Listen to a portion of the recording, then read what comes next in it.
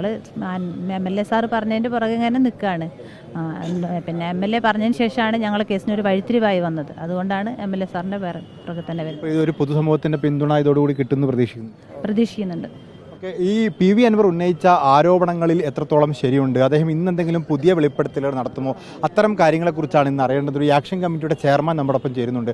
ഇതിലിപ്പോൾ രാഷ്ട്രീയ പിന്തുണ നിങ്ങൾ ആഗ്രഹിക്കുന്നുണ്ട്? ഇതിൽ എഴുതിയിട്ടുണ്ട് രാഷ്ട്രീയ സാംസ്കാരിക പ്രവർത്തകർ പങ്കെടുക്കുന്നുണ്ട്. അല്ല, രാഷ്ട്രീയ സാംസ്കാരിക പ്രവർത്തകർ പങ്കെടുക്കുന്നു പറഞ്ഞാൽ നമ്മുടെ ആക്ഷൻ കമ്മിറ്റി എല്ലാവരും ഉണ്ട്. എല്ലാ രാഷ്ട്രീയ പാർട്ടിയിലെ അംഗങ്ങളെ ഉൾപ്പെടുന്ന അല്ലെങ്കിൽ പൊതുരംഗത്ത് പ്രവർത്തിക്കുന്ന അങ്ങനെയുള്ള ആളുകൾ എല്ലാവരെയും ഉൾപ്പെടുത്തിയിട്ടുള്ള ഒരു ആക്ഷൻ കമ്മിറ്റിയാണ്. അതുകൊണ്ട് ആ ഉദ്ദേശത്തിലാണ് നമ്മൾ അങ്ങനെ ഒരു CPM-ന്റെ നേതാക്കന്മാർ ഈ ആക്ഷൻ കമ്മിറ്റിയിൽ ഉണ്ടല്ലോ അല്ലേ? CPM-ന്റെ നേതാക്കന്മാർ ആക്ഷൻ കമ്മിറ്റിയിലുണ്ട്. വരുമെന്ന് പ്രതീക്ഷിക്കുന്നു. വരുന്നാണ് ഞങ്ങളുടെ പ്രതീക്ഷ. നമ്മളെ വിഷയം ഇത് മാത്രമല്ല, മാമിയുടെ ഒരു തിരോധാനവുമായി ബന്ധപ്പെട്ട വിഷയമായതുകൊണ്ട് അവരും PV അൻവർ ഈ വിഷയത്തിൽ ഇന്ന് എന്തെങ്കിലും പുതിയ വെളിപ്പെടുത്തൽ നടത്തി ഇതിലൊരു പൊതുസമൂഹത്തിൻ്റെ പിന്തുണ ആർജിക്കുന്ന രീതിയിൽ അദ്ദേഹം നേരത്തെ ഉന്നയിച്ച വെളിപ്പെടുത്തലുകൾ ശരിയാണെന്ന് തെളിയിക്കുന്ന തെളിവുകൾ പുറത്തുവിടും, അങ്ങനെ എന്തെങ്കിലും പ്രതീക്ഷ? അദ്ദേഹത്തിൻ്റെ പ്രസംഗം എന്താണെന്നുള്ളതിനെ കുറിച്ച് മുൻകൂട്ടി നമ്മളൊന്നും ഉദ്ദേശിക്കുന്നില്ല. നമ്മൾ ഈ മാമി കേസുമായി ബന്ധപ്പെട്ടിട്ടുള്ള അദ്ദേഹത്തിൻ്റെ അഭിപ്രായങ്ങളാണ് ഞങ്ങളും ഈ യോഗത്തിൽ പ്രതീക്ഷിക്കുന്നത്.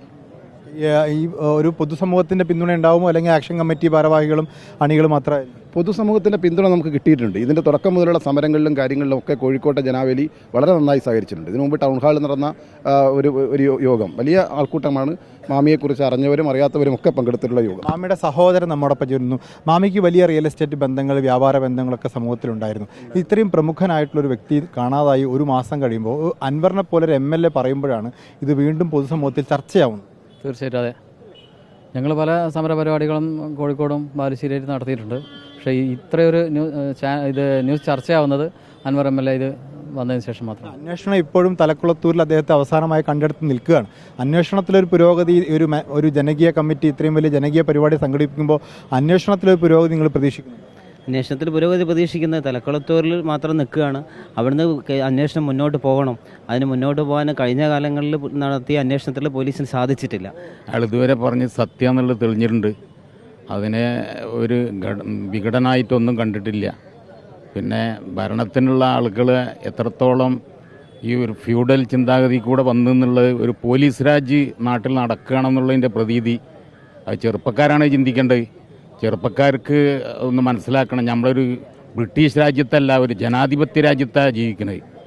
അവിടെ ഇങ്ങനെയുള്ള സംഭവം ഇത് ഒന്ന് മാത്രമല്ലല്ലോ, ഒരുപാട് സംഗതി. ഈ പോലീസ് മേധാവിത്വം ഇവിടെ ഒരുപാട് വളർന്നുപോയി. അത് ഒരു ബ്രിട്ടീഷ് രാജ്യം പോലെ തോന്നുന്നു. രാഷ്ട്രീയ പിന്തുണ PV അൻവറിന് കൊടുക്കുന്നുണ്ട്? രാഷ്ട്രീയ പിന്തുണയല്ല, ഒരു ജനകീയ പിന്തുണയാണ് വേണ്ടത്. രാഷ്ട്രീയ പിന്തുണ പിന്നീടാണ്. ഈ നാട്ടിലെ ഈ വ്യക്തിയും പിന്നെ അൻവറും ഞാനും നിങ്ങളും ഒക്കെ ഒരേ കാറ്റഗറിയിലുള്ളതാണ്. അപ്പോൾ അതിൻ്റെ ഒരു ചിന്താഗതി ചെറുപ്പക്കാർ മനസ്സിലാക്കണം. എന്തുകൊണ്ടാണ് ഇവിടെ ഈ കൂടിയിരിക്കുന്ന മാമി വിശദീകരണ യോഗത്തിൽ പങ്കെടുക്കാറുള്ളത്? ഞാൻ വടകരയിൽ നിന്ന് വന്നതാണ്. ഇത് ഒരു കൊല്ലമോ ഒരു മാസമോ ഒരു 10 ദിവസമായിട്ട് ഒരാളെ കാണാതെ മിസ്സായിട്ട്. അപ്പോൾ അത് ഒന്ന് അറിയാൻ വേണ്ടി വന്നതാണ്. ഈ വിഷയം അൻവർ ഉന്നയിച്ച ശേഷം കുറച്ചുകൂടി സജീവമായിട്ടുണ്ട്. അത് പോലീസ് അന്വേഷണത്തിനെ പറ്റിയിട്ടുള്ള ഒന്ന് അറിയാൻ വേണ്ടിയിട്ട്.